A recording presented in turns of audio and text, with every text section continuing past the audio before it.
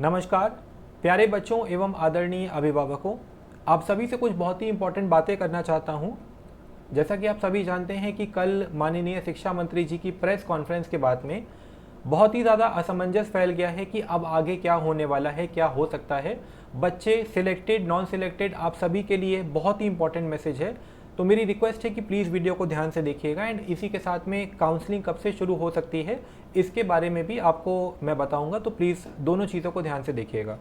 देखिए, जैसे कि हम सभी जानते हैं कि बहुत ही सारे केसेस जो हैं सुप्रीम कोर्ट में पेंडिंग हैं, जिनकी हियरिंग 5 जुलाई से स्टार्ट होगी और काउंसलिंग पे कोर्ट ने अभी एक लेटेस्ट वर्डिक्ट में भी उन्होंने काउंसलिंग पे स्टे लगाने से आप लोगों को पता है कि मना कर दिया है।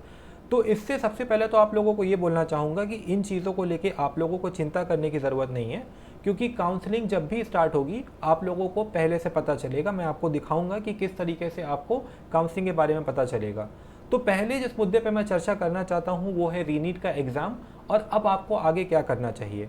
तो देखिए, मैंने पहले भी अपनी वीडियोस में बताता रहा हूँ मैं, और अभी भी आप लोगों को एक ही चीज़ कहना चाहूँगा।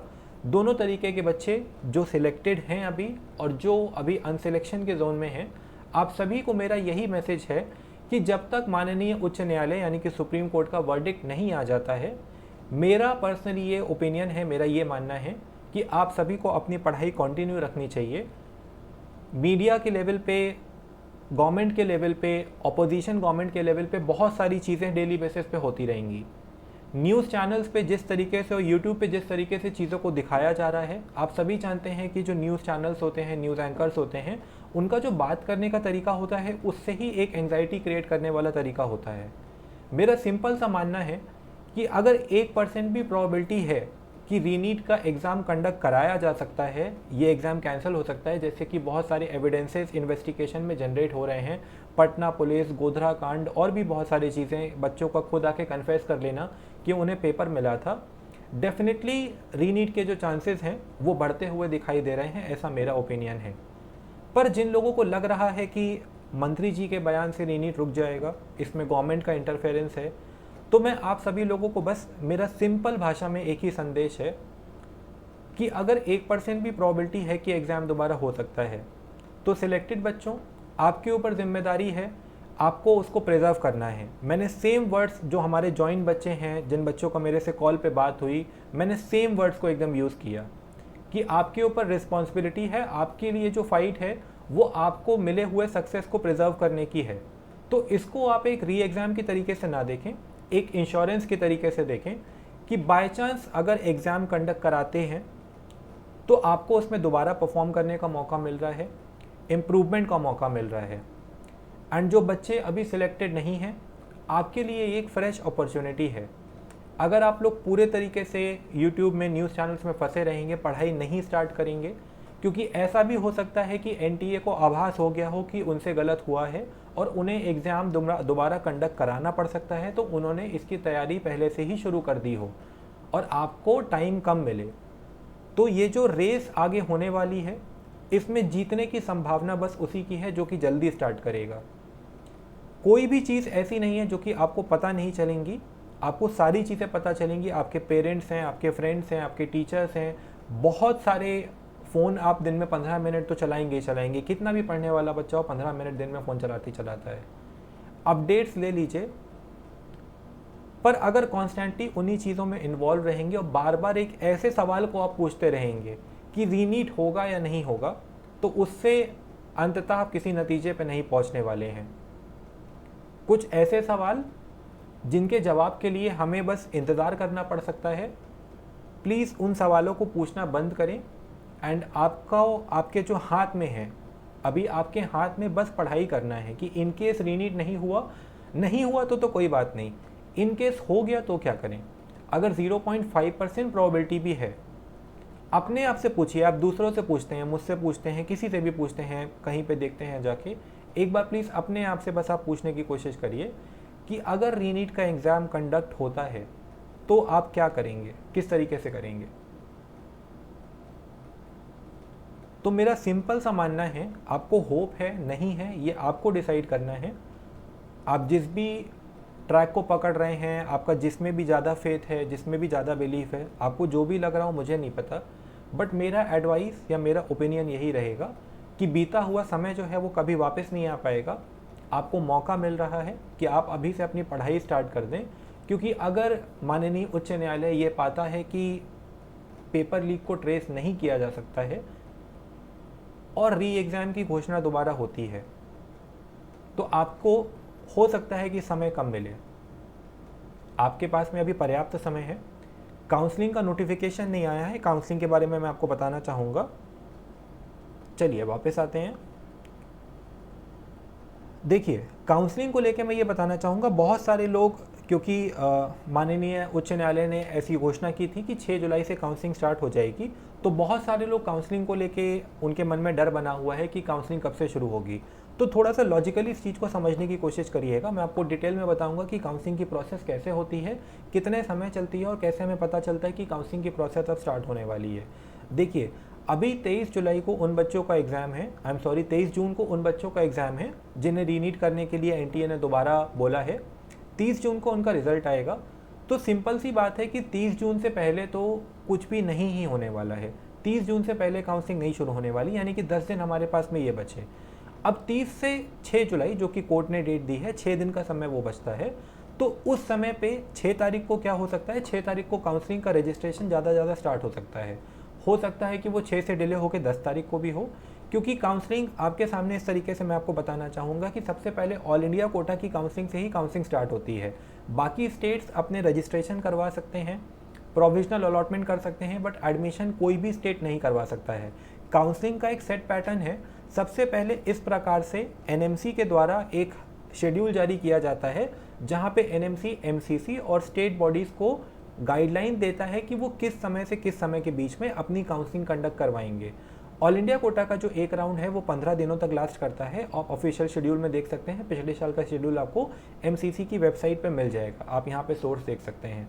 तो मैं आपको ये बताना चाहूँगा कि काउंसलिंग कोई ऐसी चीज़ नहीं कि आप घबरा रहे कि 6 तारीख को काउंसलिंग हो जाएगी तो आपको समय नहीं मिलेगा समझने के लिए।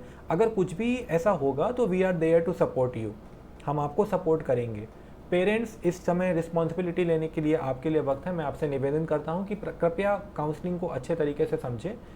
मैं पूरा लीड लूँगा इसमें कि आपको मैं सिखाऊं कि आप अपने मार्क्स, अपनी रैंक के हिसाब से किस तरीके से डेटा एनालाइज कर सकते हैं और काउंसलिंग के सभी पहलुओं को समझने की कोशिश करें। बट अभी जो सबसे ज़्यादा ज़रूरी है वो आपके लिए ये समझना है कि जब पहले राउंड की काउंसलिंग होती है, आप पहले यहाँ पे ऑफिशियल शेड्यूल लास्ट ईयर का 2023 का देख सकते हैं। इस तरीके से पूरी काउंसलिंग का शेड्यूल, यानी कि पहले राउंड से लेके चौथे राउंड का जो शेड्यूल है वो एडवांस में ही आ जाता है। ऐसा नहीं है कि आपको कुछ भी पता नहीं चलेगा, आपको आराम से पता चल जाएगा। और ऑल इंडिया कोटा का जो पहला राउंड है वो पूरे 15 से 16 दिन के आसपास चलता है, जिसमें आपको 5 दिन का समय रजिस्ट्रेशन के लिए मिलता है और 5 दिन का समय चॉइस फिलिंग के लिए मिलता है। वेबसाइट में किसी प्रकार की गड़बड़ी नहीं होती है एमसीसी की। हम लोगों को पिछले पूरे 5 साल के एक्सपीरियंस से मैं आपको बता रहा हूँ, इन केस किसी भी तरीके की गड़बड़ी होती भी है तो वहाँ पे एमसीसी उस पर्टिकुलर चीज़ के टाइम को एक्सटेंड कर देता है आपके लिए, क्योंकि उतना टाइम उस प्रोसेस के लिए रिक्वायर्ड होता है। रजिस्ट्रेशन होगा, चॉइस फिलिंग होगी, रिजल्ट आएगा, रिजल्ट आने के बाद में आपको एडमिशन का टाइम मिलेगा। तो अगर 6 तारीख से भी काउंसलिंग स्टार्ट हो जाती है तो एडमिशन आते आते, यानी कि अगर हम ऐसा एक्सपेक्ट करें कि 6 से 8 के बाद में कोर्ट की हेयरिंग्स चलती हैं और रीनीट का डिसीजन में भी 15 से 20 जुलाई तक आए, तो 20 जुलाई तक भी मोस्ट प्रोबेबली पहले राउंड का एडमिशन तक ही हम लोग पहुँच पाएंगे।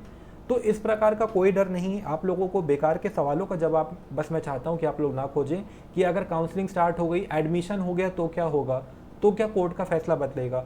तो कोर्ट ने पहले ही अपने फैसलों में बोला है कि अगर ऐसा कुछ होता है कि एग्ज़ाम को रद्द करना पड़ता है, एग्ज़ाम का कैंसिलेशन होता है और री एग्ज़ाम कंडक्ट कराया जाता है, तो काउंसलिंग की जितनी भी स्टेप्स होंगी उनको नल एंड वॉइड कर दिया जाएगा, यानी कि उनको पूर्ण रूप से खारिज कर दिया जाएगा। तो ये सबसे इंपॉर्टेंट बातें आपको समझनी है कि काउंसलिंग कोई ऐसी एक मोमेंटरी चीज़ नहीं है जो कि आएगी 6 तारीख को, 6 तारीख की शाम को ख़त्म हो जाएगी, एक बार में पूरी काउंसलिंग ख़त्म हो जाएगी। काउंसलिंग का प्रोसेस पूरे 2 महीने चलने वाला है। 2 महीना, 2.5 महीना जितना भी चले, मिनिमम 2 महीने तो चलने वाला है, क्योंकि 4 राउंड ऑल इंडिया के होते हैं। 15 चक्कू 60 दिन तो सीधे सीधे यही हो जाते हैं। एक राउंड 15 दिन चलता है और उसके बीच में सारे आपके स्टेट्स के राउंड चलते हैं।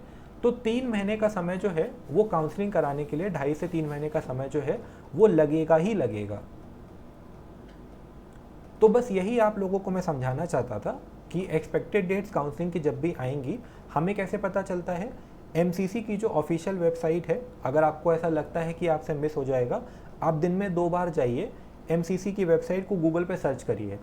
अगर एमसीसी की वेबसाइट नहीं खुलेगी, जैसे हम लोगों को भी हर साल इंडिकेशन इसी तरीके से मिलता है, किसी भी काउंसलर से, किसी भी पब्लिक स्पीकर से एमसीसी का कोई रिलेशन नहीं होता है, ना ही एनटीए एमसीसी का कोई रिलेशन है। आपको अगर एमसीसी की वेबसाइट जैसे वो दोबारा री इंगेज करते हैं, उसको थोड़ा सा रिपेयर करते हैं, चीज़ों को रिफ्रेश करते हैं, तो 2 से 3 दिन के लिए एमसीसी की जो वेबसाइट है वो मेंटेनेंस में चली जाती है कि ड्यूरिंग द प्रोसेस वो क्रैश ना करे। तो हमें भी हर साल इसी तरीके से पता चलता है कि एमसीसी की वेबसाइट को हम रोज़ सुबह शाम चेक करते रहते हैं। अगर कुछ भी ऐसा हमें दिखाई देता है कि एमसीसी की वेबसाइट रिपेयर पे चली गई है, तो हमें एक अंदाज़ा हो जाता है कि हाँ, आप काउंसलिंग का नोटिफिकेशन आ सकता है। और ऐसा भी नहीं है कि ये जो शेड्यूल आपका होता है, अगर 6 जुलाई से काउंसलिंग स्टार्ट होने वाली होगी तो 5 तारीख की शाम को आपका नोटिस आएगा। कम से कम 4 से 5 दिन या 1 हफ्ते प्रायर, यानी कि 1 हफ्ते पहले आपका नोटिफिकेशन आ जाएगा, जिससे कि सब लोगों को खबर मिल जाए और सारे लोग काउंसलिंग की तैयारी को कर पाएँ। तो काउंसलिंग कब शुरू होगी, किस तरीके से शुरू होगी, क्या करना होगा, ये समझने के लिए आपको पर्याप्त टाइम मिलेगा। सबसे पहले मैं आपको ये बताना चाहता था कि आपको इस चीज़ को लेके बिल्कुल भी नहीं घबराना है। दूसरी बात, स्टेट काउंसलिंग जो होती है वो ऑल इंडिया काउंसलिंग के बाद में होता है, और पूरा शेड्यूल जो होता है वो एनएमसी के द्वारा ऑफिशियली दिया जाता है, जिससे कि चीज़ों में गड़बड़ ना हो और कोऑर्डिनेशन हो, क्योंकि एमसीसी को स्टेट को इंस्ट्रक्ट करने का राइट नहीं होता है। आप देख सकते हैं लास्ट ईयर का जो था first round of counselling, central counselling यानी कि एमसीसी की जो काउंसलिंग थी वो 20 से 28 जुलाई आपका एडमिशन डेट्स थे, और आपके स्टेट के जो एडमिशन थे वो 25 जुलाई से 4 अगस्त के लिए थे, यानी कि वहाँ पे भी पर्याप्त समय आपको दिया गया था स्टेट के लिए। और आपका लास्ट डेट ऑफ ज्वाइनिंग देखेंगे तो फर्स्ट राउंड का जो लास्ट डेट ऑफ ज्वाइनिंग था वो 4 अगस्त था, तो 20 जुलाई से 4 अगस्त मान लीजिए 15 दिन आपने ऑल इंडिया का पकड़ लिया, और 25 जुलाई से 8 अगस्त यानी कि मोटा मोटा 12-15 दिन आपने स्टेट काउंसलिंग का भी पकड़ लिया। तो एक राउंड में ही पर्याप्त समय मिलेगा। अगर किसी को पहले राउंड में सीट नहीं मिलती है, जो कि 5000 रैंक से नीचे वालों को नहीं मिलेगी, तो आपके लिए आगे के राउंड होंगे। तो काउंसलिंग को लेके चिंता करने की कोई विषय नहीं है। और पढ़ाई को लेके मैंने आपको अपनी सलाह दे दी है कि मेरा यही मानना है कि आप पढ़ाई करते रहें, क्योंकि जिन बच्चों का रैंक, अगर कुछ ऐसा रीनीट जैसा चीज़ें होती हैं, अगर आपका रैंक डिक्लाइन होता है तो आपके ऊपर फ्यूचर में टैग लगेगा कि शायद आपको भी ग्रेस मार्क्स मिले होंगे। तो कृपया करके इस सवाल को बार बार पूछना बंद करिए कि रीनीट होने वाला है, नहीं होने वाला है। और अगर 1% भी प्रोबेबिलिटी है रीनीट के होने की, तो अपनी पढ़ाई पे ध्यान दीजिए और कोशिश करिए कि आप जो भी स्कोर लाए हैं उसमें इम्प्रूवमेंट हो, जो भी रैंक लाए हैं उसमें इम्प्रूवमेंट हो। और जो जल्दी स्टार्ट करेगा, मार्क माई वर्ड्स, इसमें वही विनर होने वाला है बस। तो आप सभी के लिए एक सेकेंड अपॉर्चुनिटी देख लीजिए। जो सिलेक्टेड बच्चे हैं वो इसको एज एन इंश्योरेंस देख सकते हैं। जैसे कि लाइफ इंश्योरेंस करते तो हम चाहते नहीं कि हम बीमार हों, हमारा मृत्यु हो। हेल्थ इंश्योरेंस करते हैं तो कोई ऐसा चाहता नहीं है। तो सिलेक्टेड बच्चे डेफिनेटली नहीं चाहते हैं, क्योंकि वो मेहनत करके काफ़ी सारे ड्रॉप्स के बाद में ऐसा स्कोर लाए हैं। बट जो होने वाला है उसको कोई नहीं टाल पाएगा, वो कोर्ट के निर्णय पे ही डिपेंड करेगा। तो इस बीच में जितनी भी गतिविधियाँ, जितनी भी बयानबाजी, जितनी भी कॉन्फ्रेंसेज हो रही हैं, इन सब का कोई मतलब नहीं है। जब मैटर सब जुडिस है तो इन सब का कोई मतलब नहीं है। बस ये आप लोगों को समझना बहुत ज़रूरी है। डेली बेसिस पे न्यूज़ हेडलाइन में घुल मिल जाना, उससे अपने इमोशनल बैलेंस को ख़राब करना, इस सब का मेरे हिसाब से कोई औचित्य नहीं है। बयानबाजी होने दीजिए, आप अपने काम को करिए, फोकस्ड रहिए, इंटीग्रेटेड रहिए, पीसफुल रहिए एंड पढ़ाई करिए, वो ज़रूरी है आपके लिए। क्योंकि जो एविडेंसेस निकल के आ रहे हैं वो कुछ चीज़ों की तरफ इशारा कर रहे हैं, और जब एविडेंसेस निकल के आने लगते हैं, कन्फेशंस निकल के आने लगते हैं, तब फिर लीगली अगर हम कोर्ट में बात करें, जैसा कि स्टेटमेंट आया था कि अगर सैंक्टिटी कॉम्प्रोमाइज़ होती है तो एग्ज़ाम को रिकंडक्ट कराना ज़रूरी हो जाएगा। तो डेफिनेटली कोर्ट्स उस तरफ भी जा सकते हैं। हालांकि एक मुझे काफ़ी फेमस टीचर हैं, उनका ये बयान भी अच्छा लगा कि पास्ट में जाके रिज़ल्ट आने के बाद में कोर्ट्स इस तरीके के डिसीजंस जो हैं कम लेते हैं। बट सारा कुछ स्पेक्यूलेशन पे टिका हुआ है।